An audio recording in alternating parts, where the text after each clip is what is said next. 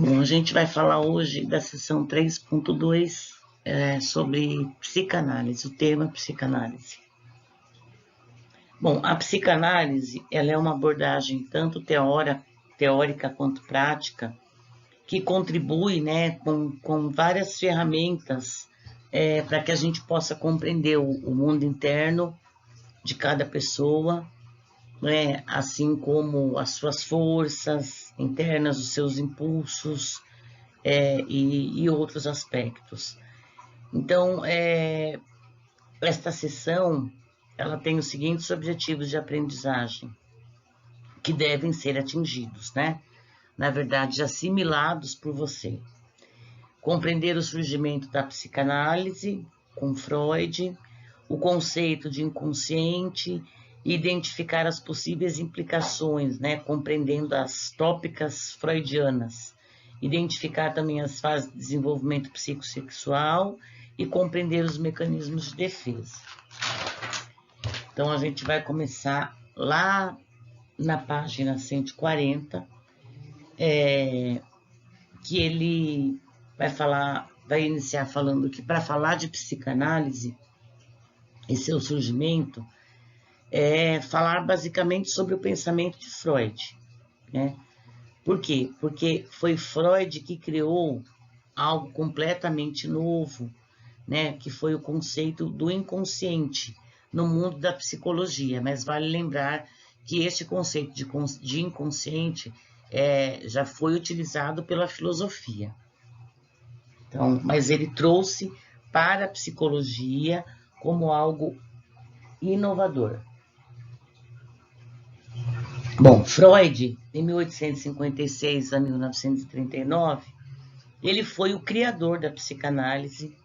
De formação, ele era médico, neurologista, que nasceu em território que atualmente pertence à República Tcheca, porém ele mudou-se para Viena com a família quando tinha apenas 3 anos de idade. Vale lembrar que Freud era médico neurologista, ele não era psicólogo. Bom, ele tinha uma amizade, com um professor que também era médico, que é Joseph, cada um pronuncia Breuer. Ele recebeu em seu consultório uma paciente que a gente conhece, na literatura como o nome de Ana O, de 21 anos, que apresentava vários sintomas, várias sintomatologias, e uma delas era a parestesia de membros, Aqui no livro está paralisia, mas na verdade a paralisia é quando atinge todos os membros. Na verdade, Ana Olli, ela tinha uma parestesia, não eram todos os membros, E perda de memória, uma amnésia. Então, ela tinha amnésia e parestesia nos membros. E aí, ele percebeu que ao hipnotizá-la, ela falava sobre as coisas e deixá-la falar sobre as coisas que haviam acontecido na sua vida, ajudava a aliviar os sintomas.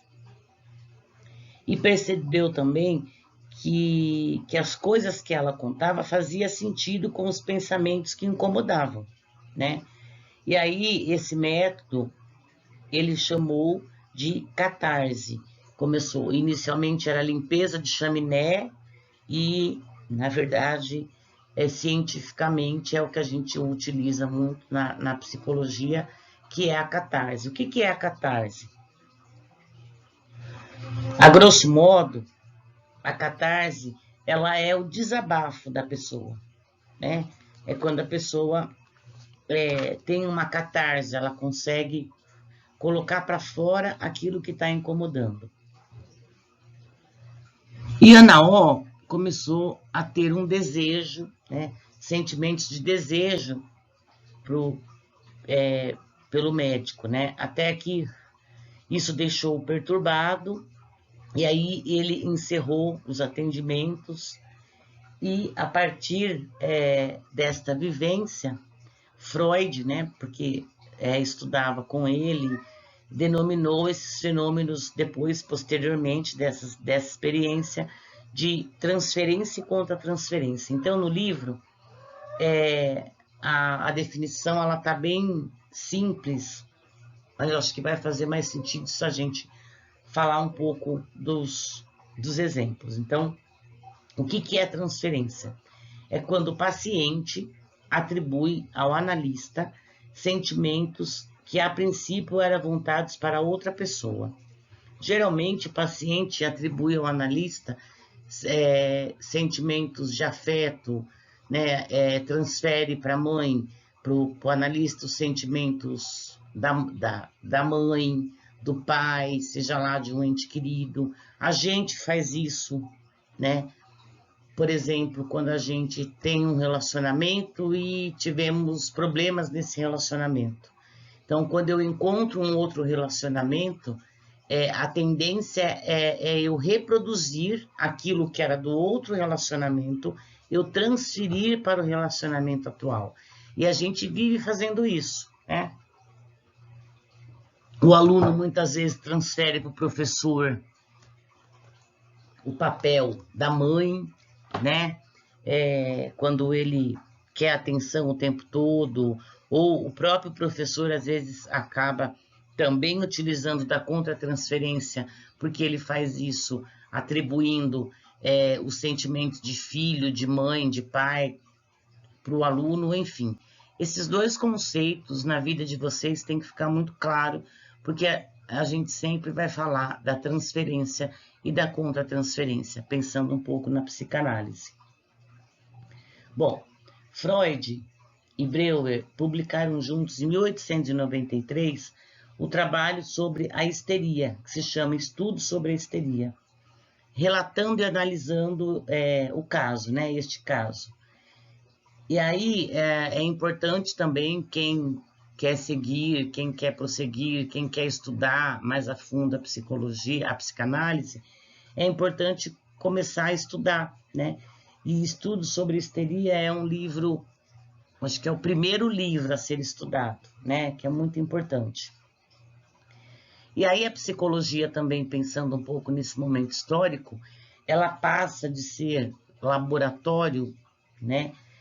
Ela passa, o laboratório fica, né, de fora disso, e aí a preocupação da psicologia começa nesse momento a pensar, né, na psicopatologia. Ela passa a ser a psicopatologia. Ela passa a estudar os transtornos, os fenômenos, lembrando que Freud era médico, né? Então a psicopatologia ela ganha destaque e a partir da observação, o objeto, na verdade, de estudo da psicanálise, na verdade, é a movimentação psicológica desse inconsciente. É esse inconsciente que se movimenta que deve ser decifrado pela psicanálise. É da forma como ela trabalha. Bom, voltando um pouquinho para a histeria, a histeria mostrava para eles, na época, claramente que era a perda do controle sobre o seu corpo, né? Que no caso de Ana O, com paralisias, anestesias em determinadas partes do corpo, e em casos mais graves era a perda da consciência. Então, a histeria para eles, e que é bem interessante essa discussão da histeria, tanto que até hoje a gente utiliza esse nome, a pessoa, a fulana histérica, né? O senso comum traz muito disso. E é muito interessante também que a histeria, na época, só acometia mulheres, né? Sendo que, e aí acho que a gente pode pensar um pouco no recorte de gênero.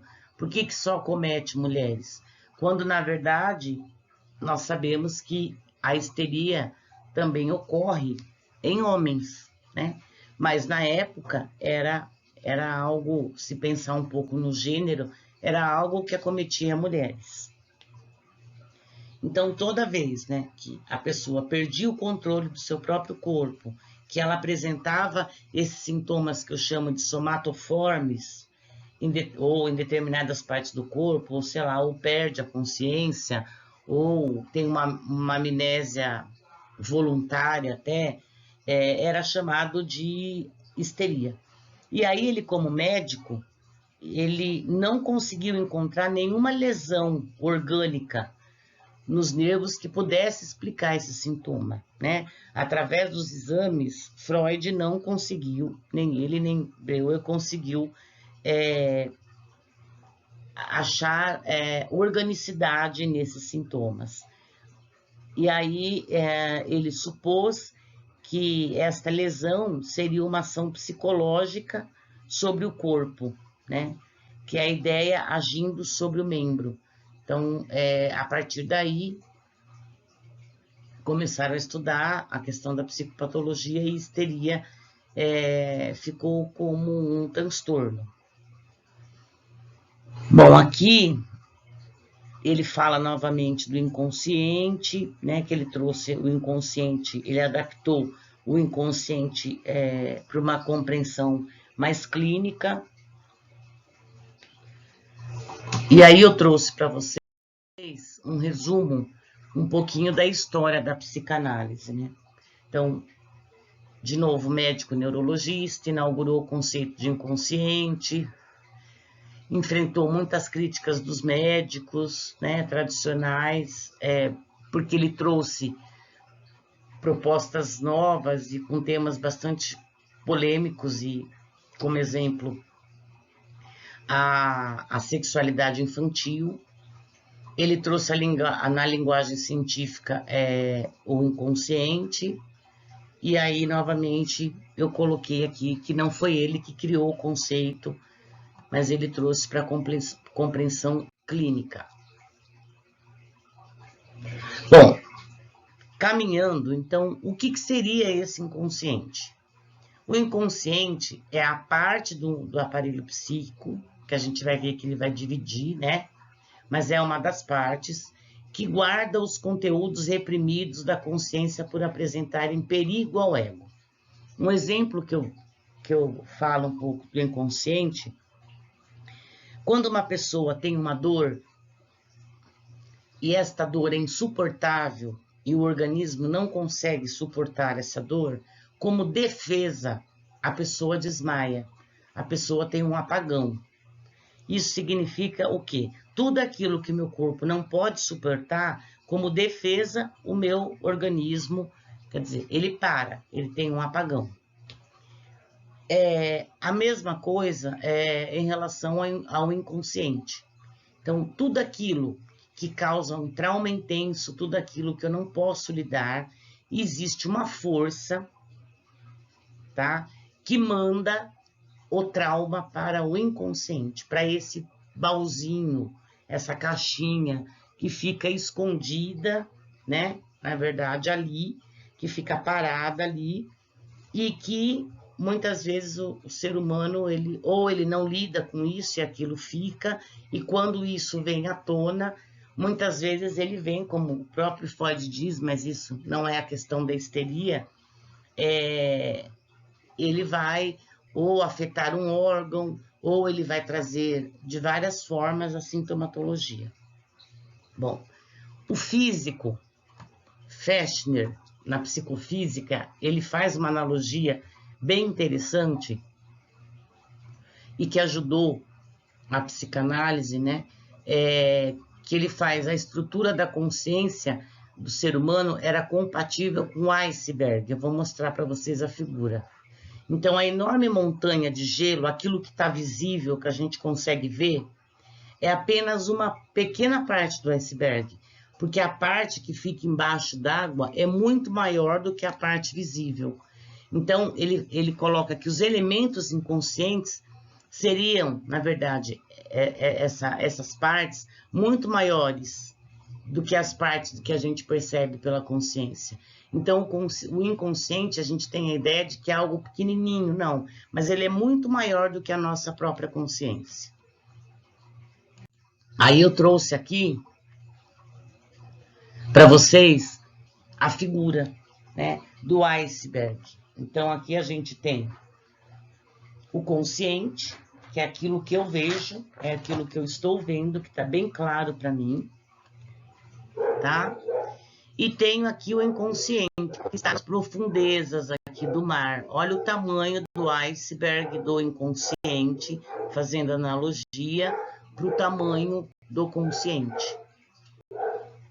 E a psicanálise, ela vai trabalhar basicamente isso aqui, que isto aqui tem que vir à tona, né?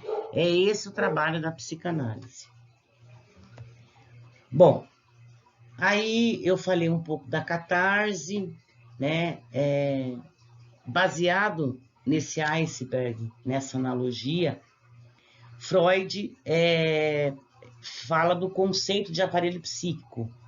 O que é o aparelho psíquico? É um conjunto organizado de todas as instâncias e forças psicológicas que constituem a psique humana.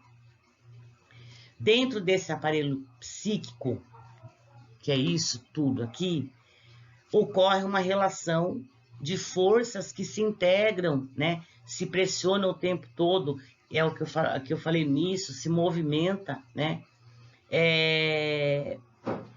E que haveria uma pressão interna dentro do indivíduo que se alterava de acordo com a dinâmica do aparelho psíquico, principalmente o inconsciente. Então, no livro, ele dá um exemplo bem claro disso, fazendo uma analogia agora com a panela de pressão. Então, é possível entender que a panela de pressão, que precisa de haver uma válvula de escape para essa panela de pressão. Imagine se a panela de pressão não tivesse a válvula. Então, a válvula, ela vai impedir que a panela exploda. Então, os sintomas, assim como o ser humano na nossa mente, os sintomas, o que a gente apresenta de sintoma, seriam as válvulas de escape, né? Deixando a energia psicológica diminuir um pouco da pressão interna. Então, a catarse, que a gente fala, que é o desabafo do senso comum, também funciona dessa forma, né? A catarse, muitas vezes a gente utiliza, como ele está trazendo aqui, né? Essa válvula de escape. A catarse, esse desabafo, é uma válvula de escape, que faz com que a nossa panela de pressão não exploda. Bom, na busca de compreender esse aparelho psíquico, o Freud publica um livro em 1900 que se chama A Interpretação dos Sonhos. No fim, nesse livro ele explica o que foi chamado de primeira tópica, que seria a primeira proposta teórica sobre a organização da psique que ele fez, e ele divide a psique em consciente, pré-consciente e consciente. Isso é a primeira tópica dele, tá? Pensando um pouco na analogia que eles fizeram do iceberg, o inconsciente seria a parte submersa, né? Que eu não tenho acesso. O pré-consciente seria o limiar disso aqui, seria isso aqui. E entre um e outro, as coisas que estão saindo do inconsciente e chegando à consciência, que seria a linha do mar, e o consciente é onde há a luz do sol, da razão, da parte visível. Isso seria a primeira tópica de Freud, que eu devo ter colocado aqui, ó. Essa é a primeira tópica, tá? Que tem o inconsciente, o pré-consciente e o consciente. O pré-consciente seria isso aqui, tá? Bom, entre os anos de 1920 e 23, ele formulou a segunda tópica. A segunda tópica dele do aparelho psíquico seria o id, o ego e o superego. Vamos lá. O que seria, eu não consigo voltar aqui, mas o que seria o id? O id, ele é regido pelo princípio do prazer, tá? O id é uma instância inconsciente de onde brotam as pulsões instintivas. É o lado animal em busca de satisfação e prazer. O id sempre é regido pelo princípio do prazer. Um exemplo de id. Quando a criança quer uma bala, ela ela faz birra, ela chora, ela grita, quer dizer, ou seja, ela funciona pelo princípio do prazer. Não adianta você falar que não tem dinheiro, que não dá, eu estou dizendo a criança em determinada idade, tá? Porque ela não consegue identificar isso. Um bebê, ele vai funcionar pelo princípio do prazer, né? Então, a gente tem muito, o quanto que a gente faz que funciona como um id, pelo princípio do prazer, né? Que está nessa instância inconsciente. E aí ele vai falar do superego, que o que é o superego? É a instância que guarda a moral, as regras, os valores que foram assimilados pela pessoa. Então, na verdade, o superego é a relação que eu estabeleço com a família, com a sociedade, é onde eu guardo a minha moral, os meus valores, as minhas regras, né? Então, eu sei que eu gostaria de ir para um shopping e comprar tudo que eu quero, tudo que eu sonho. Isso é um id. Estou dando um exemplo muito, né? Mas tem algo na minha mente que diz que eu não tenho dinheiro, eu não posso gastar, eu vou ficar devendo, eu não posso... Enfim, isso é o quê? É o superego. Na verdade, deveria de ser o ego, né? Acho que eu não fui... Se a gente pensar no id, eu posso querer... eu vou numa loja, não tenho dinheiro para comprar, e eu quero porque eu quero determinado objeto. Então, como eu não tenho dinheiro, eu não posso comprar, eu posso querer roubar, furtar. Mas existe algo no meu superego, né? Eu aprendi que roubar eu não posso, que não é adequado, ou que é pecado, ou que isso vai me fazer mal. Então, é o superego, né? Que muitas vezes me impede de fazer algumas coisas, né? Quando está ligada nessa questão moral, né? Nessa questão de valores. E tenho o ego, que é o eu. Que o ego é o mediador e o resultado do conflito, né? O ego é aquilo que passa por mim e que eu vou mediar, na verdade. Se devo, se não devo, por que não devo. É uma instância, ela é bastante limitado, né? A sua ação do ego, na verdade, ela é bastante limitado, pois não é capaz de acessar os conteúdos inconscientes, tá? O eu. Bom, aí ele vai falar de uma das coisas bem importantes, das pulsões, né? Na verdade, as pulsões que são geradas do id podem ser de duas categorias básicas: as pulsões de vida e as pulsões de morte. As pulsões de vida, que também é chamada de eros, mas a gente utiliza mais pulsões de vida, são as que buscam o prazer e a sobrevivência, né? Como a pulsão sexual, a pulsão da autoconservação.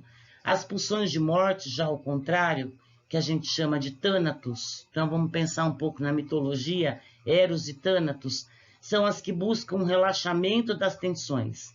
Porém, falando mais de uma forma extrema, tensão é a vida e o relaxamento completo da tensão é a morte. Ela pode se manifestar, por exemplo, através de atitude de autodestruição ou quando é dirigida a um objeto externo, como a agressão. A gente pensa um pouco na prática, existem pessoas que têm muita pulsão de vida, né? Que são aquelas pessoas mais resilientes, na verdade. São as pessoas que são muito vívidas, que têm uma capacidade de resiliência fantástica, sempre que está feliz. Tem algumas pessoas que já têm tendência a ter uma personalidade, que já tem uma tendência de uma pulsão de morte. São aquelas mais isoladas, mais, né? Não de morte no sentido de morte, mas são as pessoas que pensam mais em algo vívido e algo de relaxamento, tá? E é bem interessante, eu gosto muito dessa lógica, desse conceito de pulsão de morte de Thanatos. Então, acho que valeria a pena ler sobre Eros, que está muito ligado a questão sexual, a questão da beleza, não sexual de sexo, mas está muito ligada à questão dessa satisfação, de autopreservação, e tem a questão de Thanatos, que é ao contrário dele, né? A gente usa também Eros como amor carnal e Ágape como amor espiritual. Então, vale a pena a gente ler um pouquinho sobre isso também.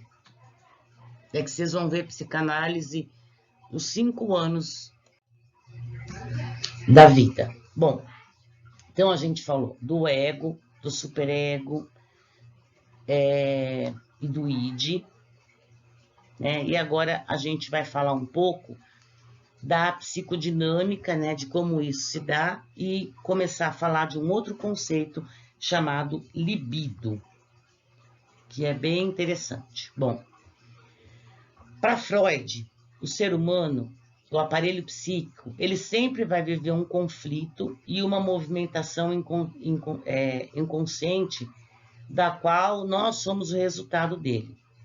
Então, uma imagem comum que ele traz é de uma pessoa em dúvida sobre que atitude tomar. E imaginariamente houve de um lado um anjinho e do outro o diabinho, dando as opiniões contrárias. Há horas em que um vence, há horas em que o outro vence, né? É claro que a teoria ela é muito mais complexa do que isso, mas aqui no livro ele traz, eu achei interessante essa coisa do anjinho e do diabinho. Eu quero fazer uma coisa, aí um fala uma coisa, o outro fala outra, e aí eu tenho que decidir para onde eu vou. O resultado desse conflito geram 2 tipos de personalidades na teoria psicanalítica. Primeiro, a neurótica, que eu não utilizo esse conceito porque eu não sou psicanalista, mas entendo que todos nós somos neuróticos. A neurótica, que está ligada à realidade, mas com características de preocupação e tensão excessivas. O que é o neurótico? Não é dessa forma que eu defino, porque eu não sou psicanalista, mas que a psicanálise entende. O neurótico é aquele que sofre por algo que é real, ele sofre por uma realidade, ele não rompe com a realidade dele, ele tem os conflitos e ele sofre por algo que é real. Diferente do psicótico, que ele traz aqui as 2 personalidades, que está desconectado da realidade e ele entrega a fantasia, ou desintegra e se desorganiza. Então, na verdade, o psicótico é o louco propriamente dito. É aquele que, diante de um sofrimento, ele rompe com a realidade dele e ele vive no mundo da fantasia. Então, o neurótico vive a realidade e o psicótico vive a fantasia. Eu estou dizendo isso para vocês de uma forma muito superficial e dentro de uma linguagem psicanalítica, tá? Então, a base da personalidade de qualquer pessoa, inevitavelmente, seria estruturada a partir de uma origem psicopatológica. Então, isso eu tenho que concordar com ele. Que, na verdade, não existem pessoas normais, entre aspas, né? Toda a base da personalidade de qualquer pessoa, ela é estruturada a partir de uma origem psicopatológica. Quer dizer, que não acho que é psicopatológica, mas que tem conflitos, né? E aí, também é interessante a gente pensar um pouco no que é neurose, no que é psicose, porque isso também é algo que a gente vai debater muito mesmo, né? Bom, aí Freud percebeu com o tempo que para haver uma sensação de trauma na infância, ele não precisava de ser real. Até isso ele traz, porque eu posso imaginar, né, um trauma. E aí ele começou a descobrir, a pensar um pouco na existência da sexualidade infantil. Aí ele percebeu que as forças que vêm do id, lembra do id, aquilo que é mais profundo, gerava um impulso de energia sexual denominada libido. Na verdade, gente, não é energia sexual no sentido de sexo, é no sentido de sexualidade, tá? Então, quando a gente fala de libido, as pessoas imaginam algo voltado para o sexual. Na verdade, a libido é uma energia, né? Não está ligada ao sexo propriamente dito. E aqui ele coloca, né, que Freud percebeu que as forças vindas do id geravam um impulso de energia sexual denominada libido.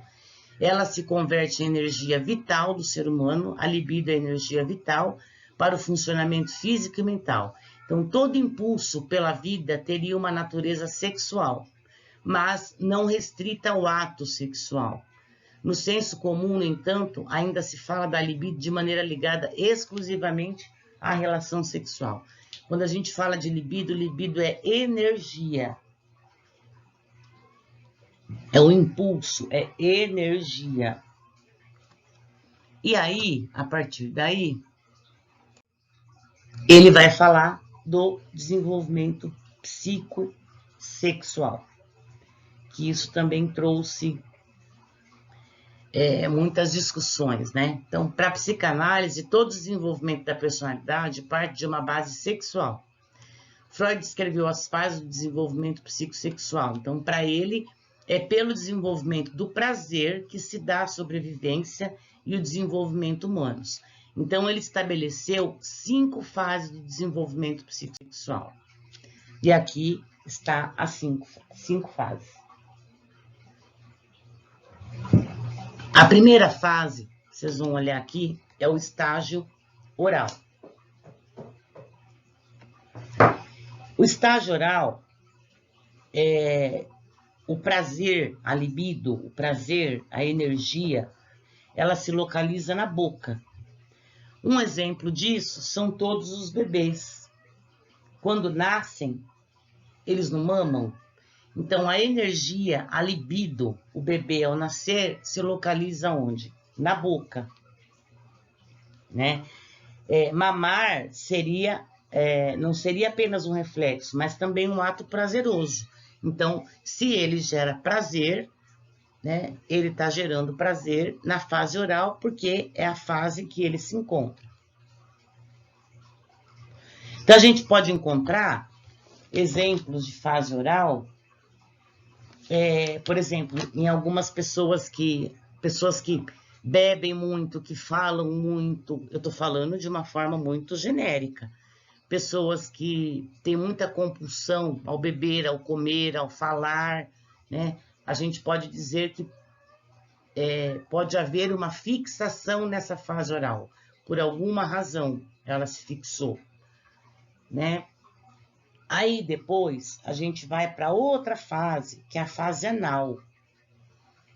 Que, na verdade, o prazer da criança, que da boca, passa nessa fase anal, pelo ânus, na qual o prazer da criança está no controle do esfíncter, do músculo circular do ânus, né? Quando ela aprende a controlar o esfíncter, porque ela sente prazer físico nesse controle.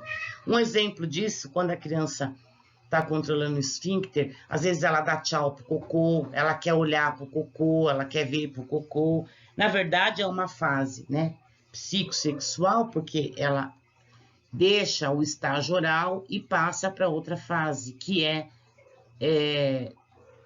de 1 a 3 anos, tá? Aí a terceira fase é a fase fálica, na qual a criança percebe o prazer, a libido, a energia está localizada no órgão genital. É aquela fase que a criança fica olhando o pipi, ela começa a se masturbar, ela olha o pipi do outro, né? É uma fase que, se a gente observar, a criança passa por essa fase. Aí a gente entra mais ou menos nessa fase aí de latência, de 6 anos, né? 5, 6 anos, que é o intervalo, né? Que é o período de latência, que começa, na verdade, a entrar no período da puberdade. E entra na fase genital. Essa é a fase em que o prazer fisicamente vai se localizar no órgão genital. Mas que tem uma busca de um objeto externo, né, para a realização do prazer, que começa a namorar, começa a se relacionar. Então, é a fase da puberdade, esse estágio genital. Bom, aí eu vou passar para os mecanismos de defesa, que é interessante também, que é algo que a gente usa, né? Nessa fase, eu até esqueci de dizer, entre os 3 e 5 anos de idade, acho que vocês já ouviram falar, a criança passa pelo chamado complexo de Édipo, né? Que na verdade é uma analogia com aquela tragédia grega do Édipo, né? Rei de Sófocles, que na peça Édipo é separado da família quando bebê, e aí ele cumpre a profecia sobre o seu destino, quando sem saber ele mata seu pai e se casa com sua mãe.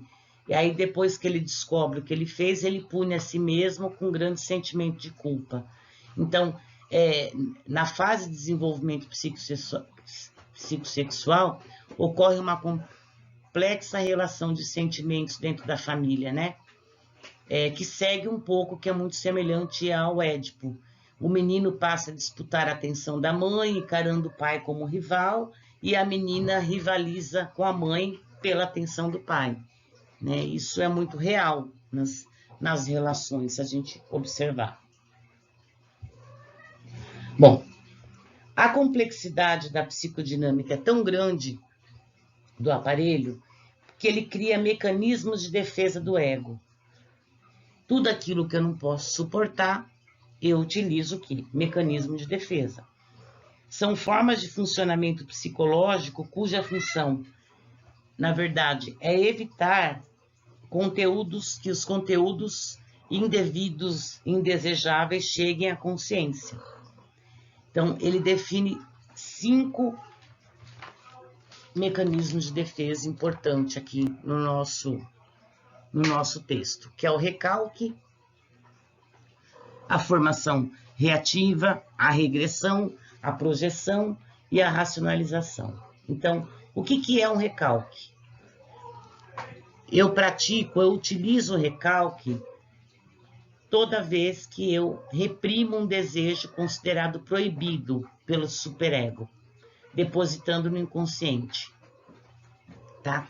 Toda vez que eu reprimo um desejo meu considerado, que é proibido, né, pelo superego, eu utilizo o recalque.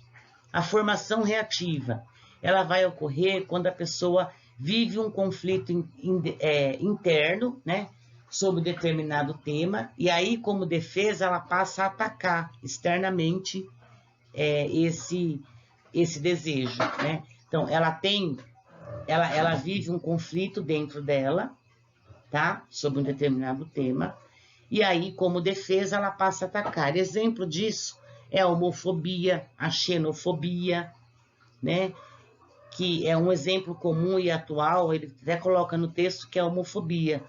Quanto mais homofóbica a pessoa se mostra, é mais provável que ela tenha desejos homossexuais inconscientes. E a gente vê isso, né? Quanto mais preconceituosa a pessoa se mostra para determinado tema, é possível, eu não posso afirmar, né, que ela tenha desejos de ser da forma como ela tanto critica e tanto incomoda.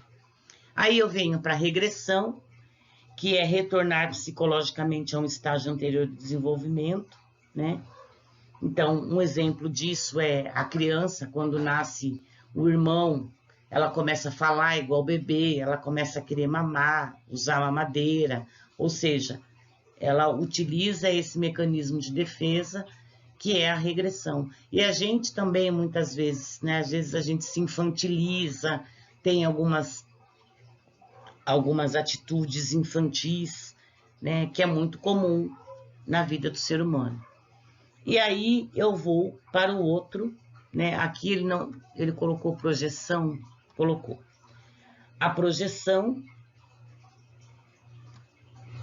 que é um dos mecanismos mais comuns que a gente vive, que a pessoa que vive determinado conflito ou sentimento indesejável, em vez dela reconhecer nela, né? Em si, isso, o que ela faz? Ela atribui às outras pessoas.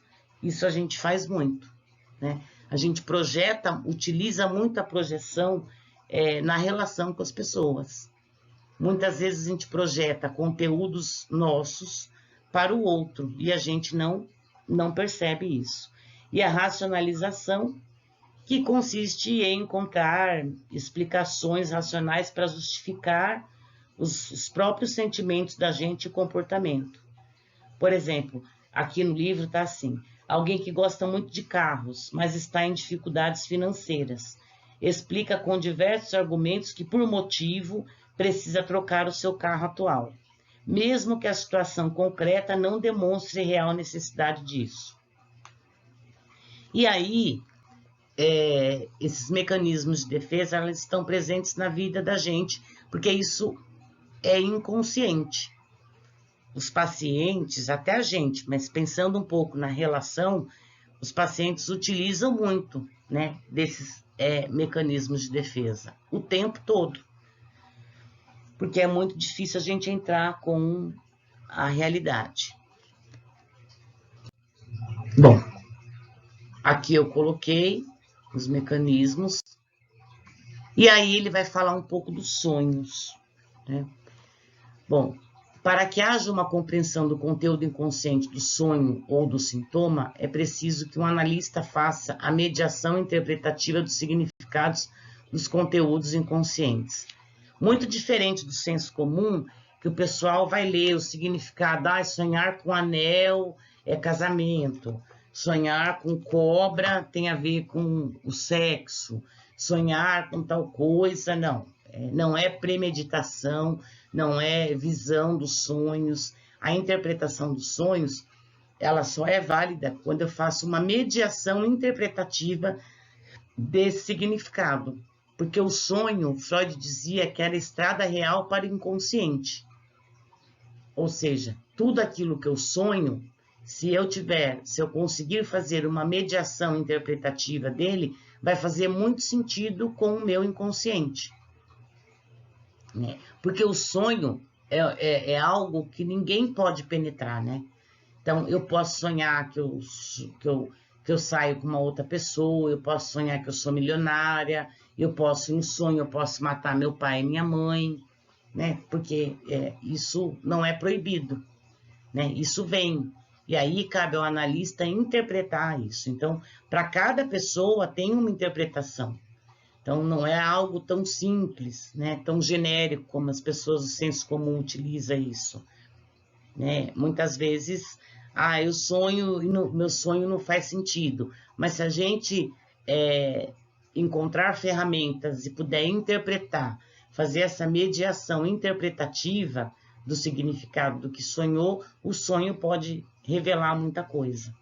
Então, Freud, ele usava esse método interpretativo enquanto uma técnica de prática psicanalítica.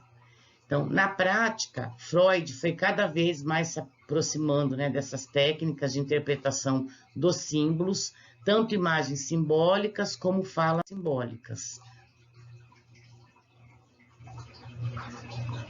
E ele utilizava, e aí ele, aqui no livro, eu não me lembro onde é que está, ele utilizava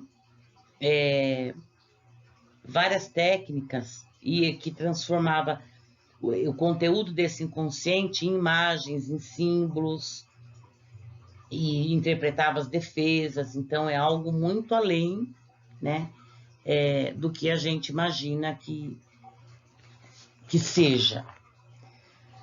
Bom, o que ele usava de técnica? Na verdade, ele usava associação livre. O que é associação livre? É uma forma de deixar o paciente falar, né? Ele vai falar o que ele quiser, né? No momento em que ele estiver relaxado, que ele estiver no estado de consciência, que ele não está tão armado, ele vai falando, e aí os conteúdos vão surgindo e se encaixando de alguma forma no que ele vai falar. Então, é comum o analista compreender, ou ele ter uma intuição da compreensão do processo. Então, ele tem que estar muito atento à atenção flutuante, ele tem que estar atento não só às palavras e assuntos superficiais, mas no sentido mais profundo que aquelas palavras e assuntos simbolizam, visando sempre o conteúdo inconsciente. E a forma como ele utilizava isso, que até hoje, né, é o divã, e ele ficava atrás do paciente, porque para garantir a neutralidade, porque talvez o olho no olho, isso poderia inibir o paciente, né? Então, foi uma forma que ele encontrou para trabalhar isso. E aí ele foi escrevendo, né? Ele escreveu também sobre a sublimação, que ele fala que uma forma saudável de transformação da libido e da pressão dos conflitos é a sublimação. Então, ele desloca a energia dos instintos, né? O que é quando a sublimação, quando eu desloco a energia, a minha energia, né? Dos instintos para objetos culturalmente aceitáveis e produtivos, como os estudos, a escrita e a arte. Um exemplo também bem interessante de sublimação existe, por exemplo, existem pessoas que têm medos que são irracionais. E aí você pergunta para a pessoa, eu tenho medo de barata. E a pessoa não sabe por que ela tem medo de barata. Pensando um pouco dentro de uma interpretação psicanalítica, e digo para vocês que eu não sou psicanalista, mas dentro de uma interpretação, eu posso deslocar um trauma meu, a energia, alguma coisa, para um outro objeto, né? Que aí para mim fica assim sentido, eu não sei porque que eu tenho medo da barata, né? Na verdade, eu tenho um conflito inconsciente que, por ser difícil de lidar, eu acabo deslocando, que é o deslocamento e sublimação, para outro objeto. E a gente faz muito disso, né? E aí ele fala que você desloca a energia dos instintos para aquilo que é culturalmente também aceitável,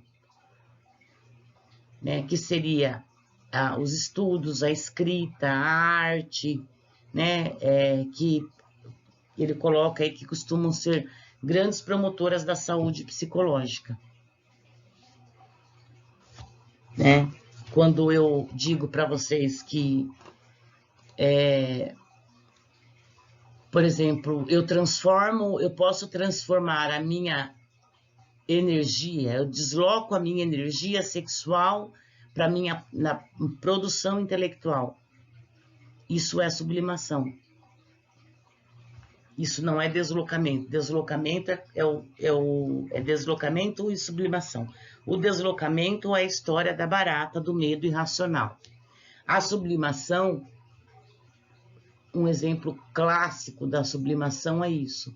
Quando eu transformo a minha energia sexual para algo que é construtivo.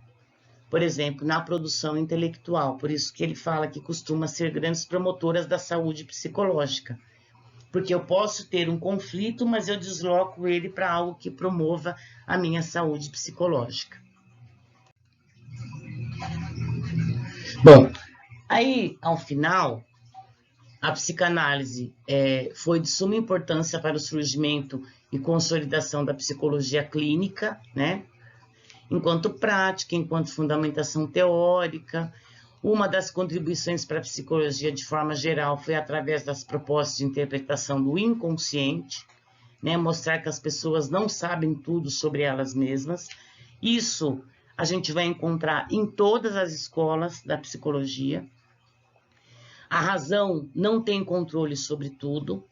As pessoas não têm total e nem sobre si mesma, né? Tem total controle. E devido às suas contribuições teóricas profundas, a psicanálise sempre foi utilizada para a compreensão da personalidade, influenciando qualquer área de atuação da psicologia, como escolar, social, organizacional. Eu vejo a psicanálise uma das escolas mais importantes, né? Acho que todas as escolas são importantes, mas se a gente entender de psicanálise, mesmo que a gente escolha uma outra abordagem que conteste algumas coisas, que eu contesto algumas coisas, mas muitas coisas fazem sentido, né? E é a partir daí que ela contribui. Então, a gente vai encontrar psicanálise em tudo, praticamente dito. Por exemplo, o inconsciente, né? A gente vai trabalhar muito isso, a questão da transferência, a gente vai trabalhar. Então, é muito importante, vocês só tiveram aqui uma pincelada no sentido da história da psicologia, mas vocês vão ter a disciplina só de psicanálise, né? Vocês vão ter a vivência da psicanálise, a prática da psicanálise. Eu acho que, aos poucos, ela é muito complexa, né? Não é uma abordagem muito tão simples, ela é muito complexa. Entendo que o que me chama a atenção na psicanálise é que muitos conceitos, por exemplo, eles não podem ser aplicados, né, como universal, porque cada cultura é uma cultura e deve se levar em conta isso. Enfim, mas é algo que vocês vão ter que se debruçar muito para poder estudar e poder entender. E ela só vai fazer sentido quando vocês assimilarem isso, quando vocês entenderem, olha, isso é transferência, olha, isso é contra-transferência, na prática, na relação, identificar. Quando a gente começa a olhar para si e identificar alguns pontos e levar isso para a psicoterapia, isso vai ficando claro. Então, é esse o conteúdo de hoje. Na próxima aula, se alguém tiver dúvida em relação a alguma coisa, é só me procurar. Muito obrigada e até o próximo tema.